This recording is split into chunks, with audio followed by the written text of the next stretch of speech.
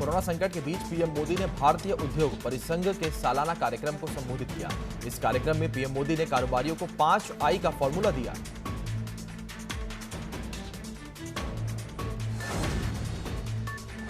PM ने 5 आई का मतलब इंटेंट, इंक्लूजन, इन्वेस्टमेंट, इंफ्रास्ट्रक्चर और इनोवेशन को बताया। मोदी ने कारोबारियों को भरोसा दिया कि वो उनके साथ हैं। अगर कारोबारी एक कदम बढ़ाएंगे तो सरकार 4 कदम उनके साथ बढ़ाएगी।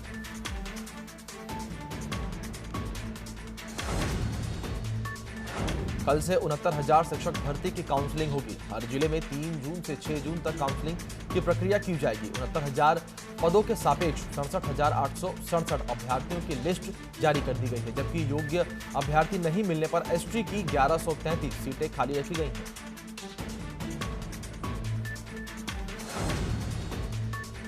अयोध्या में धार्मिक स्थलों की साफ सफाई शुरू हो गई है। केंद्र सरकार की एडवाइजरी के बाद साफ सफाई का काम शुरू कर दिया गया है। 2 महीने के बाद 8 जून को श्रद्धालु मंदिरों में दिखाई देंगे।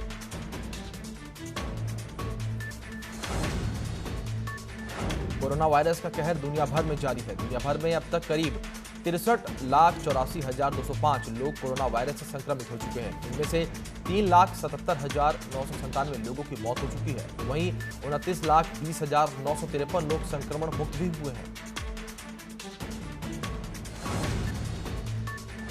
लखनऊ में एसपी विधायक ने पुलिस प्रशासन पर आरोप लगाए हैं। अवैध कब्जे को लेकर विधायक ने डीएम को पत्र लिखा। विधायक ने तहसील प्रशासन पर लगाया है दबंगों को संरक्षण देने का आरोप। एसपी विधायक के पत्र लिखने के बाद राजधानी में हंगामा बढ़ता दिखाई दे रहा है।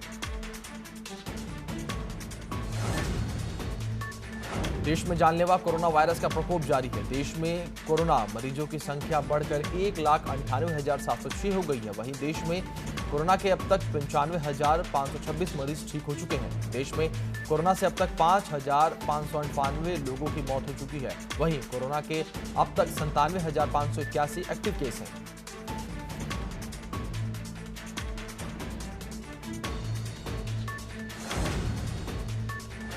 यूपी में कोरोना मरीजों की संख्या 8,361 हो गई है। इसी के साथ प्रदेश में 5,030 कोरोना मरीज इलाज के बाद ठीक हो चुके हैं। इनमें से 3,109 एक्टिव केस हैं, जबकि अभी तक कुल 222 कोरोना मरीजों की मौत हुई है।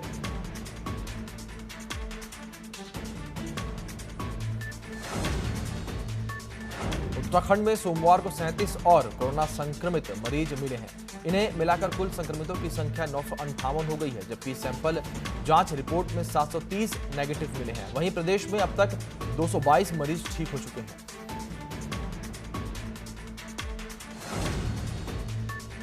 मैनपुरी में अब 14 दिन बाजार नहीं खुलेंगे। मैनपुरी शहर को हॉटस्पॉट घोषित कर दिया गया है, जिसकी वजह से वहां बाजारों को खोलने पर रोक लगा दी गई है। मैनपुरी में कोरोना पॉजिटिव मरीजों की संख्या 25 हो गई है।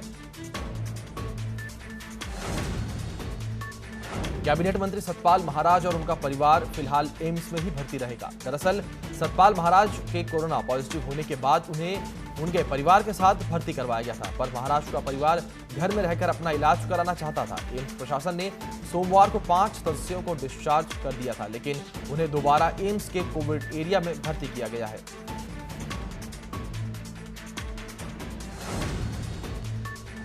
यूपी में बदला शराब की दुकानों के खुलने का समय। अब से सुबह 10 बजे से रात 9 बजे तक शराब की बिक्री की जाएगी। वहीं कंटेनमेंट जोन और हॉटस्पॉट वाले इलाकों में पाबंदी जारी रहेगी।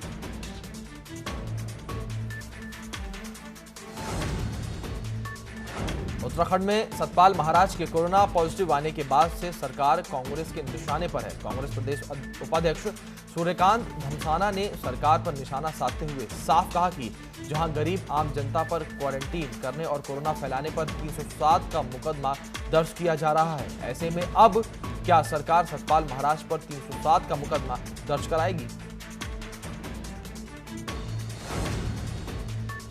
देहरादून में प्रशासन के सामने बड़ी लापरवाही सामने आई है। आशा रोडी चेक पोस्ट पर प्रवासियों की लंबी भीड़ देखने को मिली है, जिससे वहां लंबा जाम लग गया।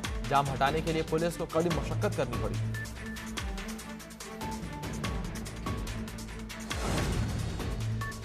उत्तराखंड राज्य सरकार ने अनलॉक 1 को लेकर गाइडलाइन जारी कर दी है, जिसके तहत केंद्र द्वारा दी गई छूट को थोड़ा कम करके राज्य में लागू किया गया है। रेड जोन के साथ साथ कंटेनमेंट जोन में भी कई बंदिशें रहेंगी। वहीं 8 जून के बाद उत्तराखंड में चारधाम यात्रा को भी शुरू किया जा सकेगा। मदन कौशिक के अनुसार जो भी आदेश निर्देश जारी किए गए हैं उनका राज्य सरकार के हिसाब से पालन किया जाएगा। देहरादून में रेड जोन में आने वाले तमाम यात्रियों को स्थगित क्वारंटीन किया जा रहा है, जिससे दिल्ली समेत अन्य राज्य शामिल हैं। लेकिन जिला प्रशासन को नैनीताल में आने वाले यात्रियों को लेकर असमंजस है, क्योंकि नैनीताल को रेड जोन में शामिल कर दिया गया है। ऐसे में जिलाधिकारी ने प्रशासन से मांग की है कि वो इस बारे में स्थिति स्पष्ट कर दें कि क्या नैनीताल जिले से आने वाले यात्रियों को भी संस्थागत क्वारंटीन करना है या नहीं। हल्द्वानी के सुशीला तिवारी अस्पताल में कोरोना पॉजिटिव एक युवक की इलाज के दौरान मौत हो गई है। युवक मुंबई में ऑटो चलाता था और 18 मई को चंपावत स्थित अपने गांव आया था। गांव के स्कूल में बने क्वारंटीन सेंटर में उसे रखा गया था। 21 मई को तबीयत खराब होने पर उसे आइसोलेट किया गया था, जिसके बाद 24 मई को युवक की रिपोर्ट पॉजिटिव आई थी। चंपावत में कोरोना से मौत का यह पहला मामला है।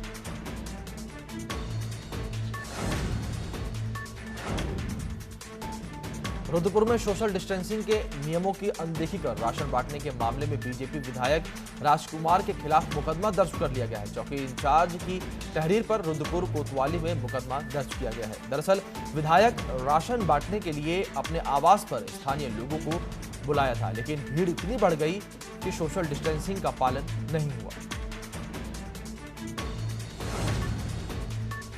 रामनगर संयुक्त चिकित्सालय में केयर सेंटर खोलने को लेकर चिकित्सालय के सीएमएस के नेतृत्व में एक बैठक हुई। बैठक में निर्णय लिया गया कि रामनगर आने वाले प्रवासियों को रामनगर में ही रखा जाएगा। रामनगर के कोविड सेंटर में डॉक्टरों की टीम हमेशा तैनात रहेगी।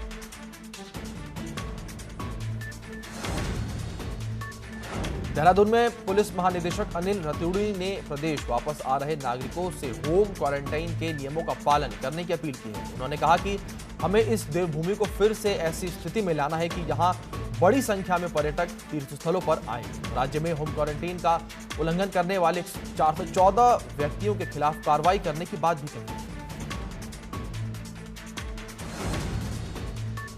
प्रतापगढ़ में युवक को जिंदा जलाने का मामले में नामजद 3 अभिव्यक्तियों में से पुलिस ने 2 को गिरफ्तार कर लिया है। वहीं युवक की हत्या के बाद उग्र भीड़ ने पुलिस की 2 गाड़ियों में आग लगा दी थी। इस मामले में 11 नामजद और 50 अज्ञात के खिलाफ केस दर्ज किया गया है। अग्रणी में 5 अभिव्यक्तियों को पुलिस ने अरेस्ट भी किया है। रुड़की में कोरोना संकट के बीच गन्ना किसान अपने भुगतान को लेकर भटकने को मजबूर है, पर वहीं गन्ना समिति के अधिकारियों का कहना है कि किसानों को फरवरी 2020 तक का भुगतान किया जा चुका है, पर किसानों का आरोप है कि अभी तक उनके खाते में किसी तरह का कोई भुगतान नहीं पहुंचा है।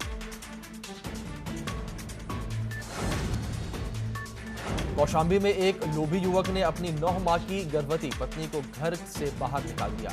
युवक ने कारोबार के लिए 3 लाख रुपए और एक बाइक की मांग की थी। डिमांड पूरी नहीं होने पर पत्नी के साथ मारपीट भी करता था युवक।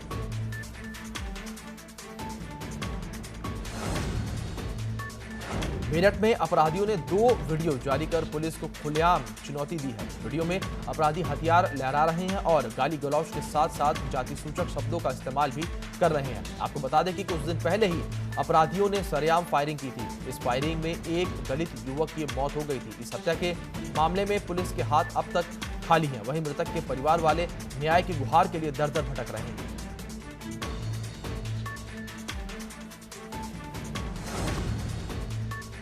69,000 शिक्षक भर्ती का रास्ता साफ होने के बाद सफल अभ्यर्थियों की काउंसलिंग के लिए गोंडा में भी तैयारियां पूरी कर ली गई हैं। गोंडा के राष्ट्रीय बालिका इंटर कॉलेज को काउंसलिंग सेंटर बनाया गया है, जहां अभ्यर्थियों की सुविधा के लिए कुल 12 काउंटर बनाए गए हैं। प्रत्येक काउंटर पर एक खंड शिक्षा अधिकारी के साथ 4 कर्मचारी लगाए गए हैं। इसके अलावा समस्या निस्तारण के लिए एक हेल्प डेस्क काउंटर भी बनाया गया है।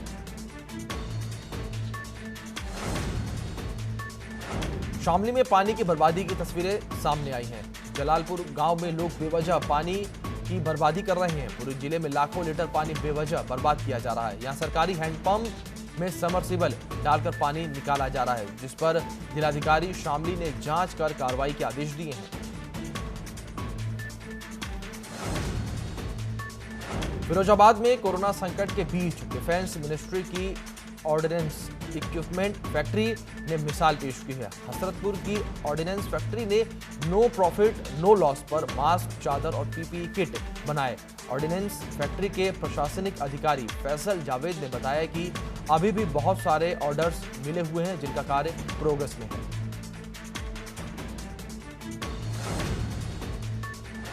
बागपत में बीजेपी नेता के बेटे की हत्या सहित ट्रिपल मर्डर मामले के बाद आईजी मेरठ बागपत पहुंचे। आईजी जोन मेरठ प्रवीण कुमार ने घटनास्थल पहुंचकर हत्यारों के बारे में जानकारी ली। साथ ही थाना अध्यक्ष और एसपी बागपत को आरोपी को गिरफ्तारी के लिए जरूरी दिशा निर्देश भी दिए। निरीक्षण के बाद आईजी ने बताया कि हत्या के आरोपियों की गिरफ्तारी के लिए पुलिस की टीमें लगाई गई हैं।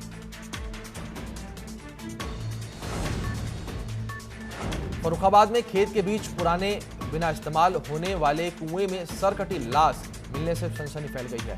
बदबू आने पर ग्रामीणों ने इसकी सूचना पुलिस को दी। शव को पुलिस ने कब्जे में लेकर पोस्टमार्टम के लिए भेज दिया है।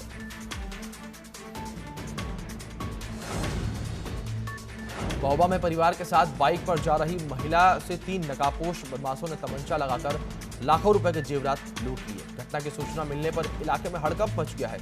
मामले में पुलिस ने मुकदमा दर्ज कर कार्रवाई शुरू कर दी है।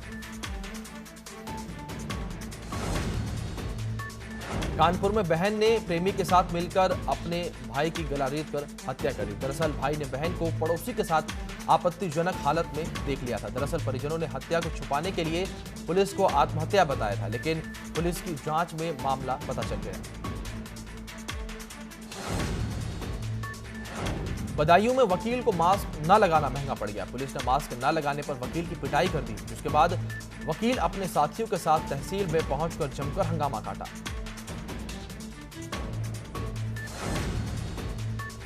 रुड़की में टिड्डी दल के खतरे को देखते हुए गन्ना विभाग ने किसानों के लिए एडवाइजरी जारी की है। एडवाइजरी में किसानों को टिड्डी दल के खतरे से बचने के उपाय बताए गए हैं। साथ ही किसानों को आगाह किया गया है कि टिड्डी दल लाखों की संख्या में पहुंचकर फसलों को बुरी तरह से चौपट कर सकता है। गन्ना सचिव कुलदीप सिंह तोमर ने बताया कि टिड्डी दल दिखाई देने पर उसे धुआं करके या टीन के डिब्बे बजाकर भगाएं।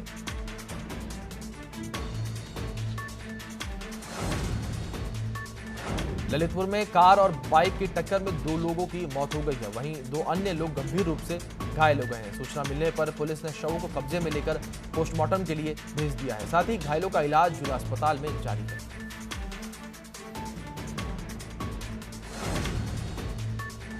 यूपी के रामपुर में चर्चित प्रॉपर्टी डीलर हत्याकांड का पुलिस ने खुलासा किया है। प्रेम प्रसंग की वजह से प्रॉपर्टी डीलर ताबिश की हत्या हुई थी। ताबिश की हत्या प्रेमिका के पति आजाद ने कराई थी। आजाद का कहना है कि उसकी पत्नी का मृतक ताबिश के साथ अवैध संबंध था, जिससे वह परेशान रहता था।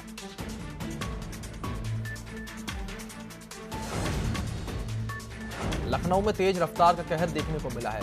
आशियाना इलाके में शहीद पथ ईंटों से लदा ट्रक पलट गया। ट्रक की चपेट में आने से 4 लोग गंभीर रूप से घायल हो गए हैं। फिलहाल घायलों को इलाज के लिए अस्पताल में भर्ती करवाया गया है।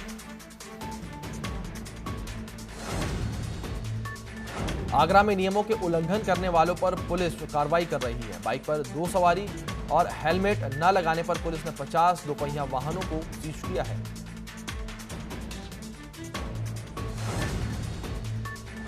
संभल में 2 अलग अलग सड़क हादसों में 2 युवकों की दर्दनाक मौत हो गई। हादसे के बाद पुलिस मौके पर पहुंचकर शव को कब्जे में लेकर पोस्टमार्टम के लिए भेज दिया है।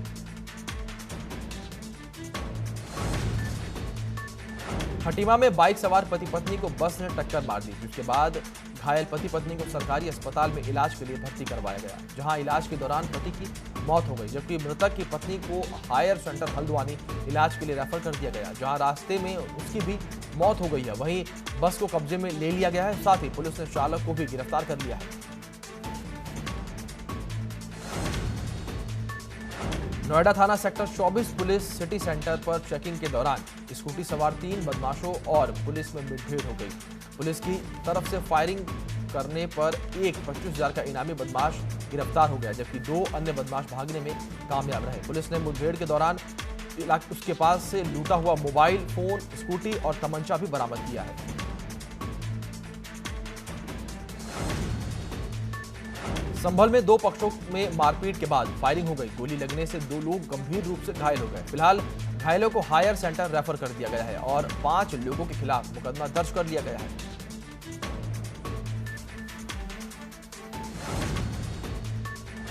बॉलीवुड एक्ट्रेस सोनाक्षी सिन्हा आज अपना 33वां बर्थडे सेलिब्रेट कर रही हैं। 2 जून 1987 को मुंबई में जन्मी सोनाक्षी ने कभी नहीं सोचा था कि वो एक दिन एक्ट्रेस बन जाएंगी। सोनाक्षी ने 2010 में सलमान खान के साथ फिल्म दबंग से बॉलीवुड डेब्यू किया था।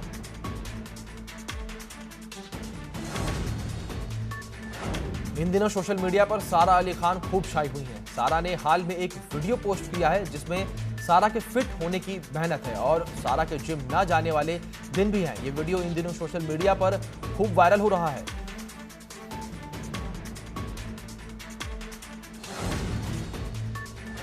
रिमूव चाइना ऐप भारत में काफी वायरल हो रहा है। ये एक एंड्रॉइड ऐप है जो आपके एंड्रॉइड स्मार्टफोन में चीन के बने ऐप्स को पहचानता है और फिर उन्हें डिलीट कर देता है। हाल ही में लॉन्च हुआ यह ऐप बहुत कम वक्त में गूगल प्ले स्टोर के फ्री ऐप की लिस्ट में टॉप पर है। बता दें, रिमूव चाइना ऐप 17 मई को लॉन्च किया गया था और अब तक ऐप को 10 लाख से भी ज्यादा यूजर्स ने डाउनलोड कर लिया है।